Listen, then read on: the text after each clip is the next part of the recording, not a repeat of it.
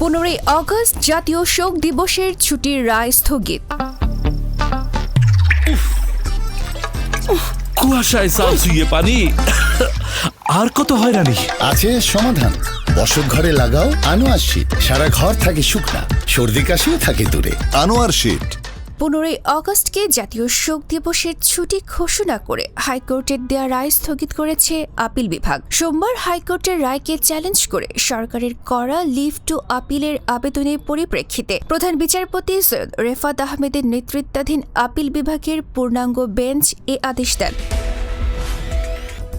একটি রিট আবেদনের পরিপ্রেক্ষিতে 2008 সালের 27 জুলাই হাইকোর্ট 15ই আগস্ট জাতীয় শোক দিবস এবং সরকারি ছুটি বাতিলের বিষয়ে বিএনপি নেতৃত্বাধীন 4 দলীয় জোট সরকারের আদেশকে অবৈধ ঘোষণা করে।